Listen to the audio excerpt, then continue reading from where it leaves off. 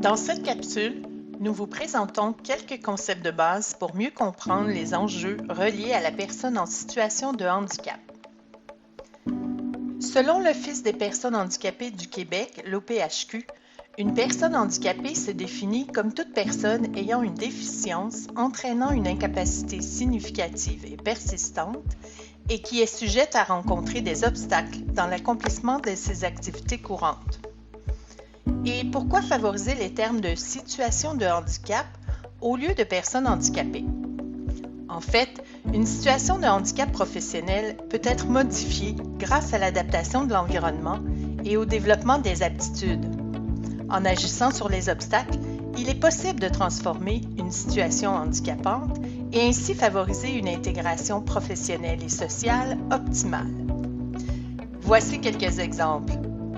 Procéder à l'adaptation d'un poste de travail avec chaise ergonomique, bureau assis debout. Réaliser une définition claire des tâches, y ajouter un support visuel illustrant les différentes actions à accomplir. On parle aussi de handicap visible, c'est-à-dire physique, neurologique, auditif, visuel. Ou de handicap invisible, par exemple d'ordre psychologique ou cognitif, des douleurs chroniques, auto-immunes, sensorielles. Pensez par exemple à une vignette de stationnement pour voiture. La personne possédant un tel permis n'aura pas forcément un handicap visible à l'œil nu lorsque vous la verrez sortir de son véhicule. Bref, qu'il soit visible ou invisible, le handicap peut être permanent ou temporaire.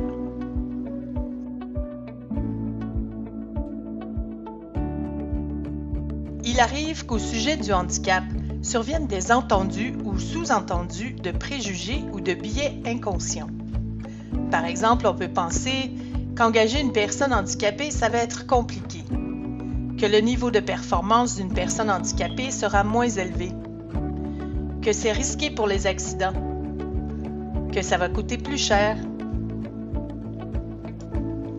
Cependant, les ajustements nécessaires peuvent être aussi simples que la modification des heures de début et de fin d'un quart de travail, l'aménagement des temps de pause plus longs ou découpés, plus périodiques, le télétravail pour certaines circonstances, une entente individualisée pour les périodes de moins bonne santé ou pour les absences imprévues, une plus grande flexibilité quant aux rendez-vous médicaux.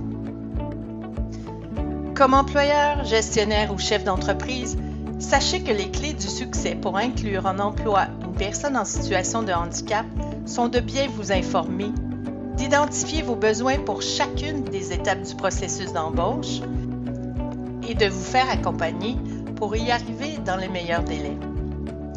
Il existe à cet effet des professionnels et plusieurs programmes d'aide pour vous soutenir, que ce soit financièrement, par l'intermédiaire d'outils diversifiés ou par l'accompagnement en personne directement sur le site de votre entreprise. Ce que Sphère, en tant que gestionnaire de fonds, peut faire pour vous, c'est de mettre à votre disposition notre grande expertise en gestion de projets d'intégration en emploi grâce à notre équipe d'agents de projet présente partout au Québec et qui travaille en collaboration avec les partenaires de l'emploi tels que Service Québec et les services spécialisés de main-d'œuvre. Sphère étant complémentaire aux services d'employabilité en place, vous serez mis en lien avec le bon partenaire pour vous soutenir dans votre processus d'embauche d'un employé en situation de handicap. N'hésitez plus et contactez-nous afin de nous exposer votre situation et nous pourrons ainsi vous référer à l'un de nos partenaires spécialisés qui sera à même de vous assister avec la meilleure solution adaptée à votre milieu de travail. Pour plus d'informations sur les étapes à suivre et les ressources disponibles, regardez notre capsule numéro 2, Démarches et ressources pour l'embauche, ou rendez-vous sur notre page ressources.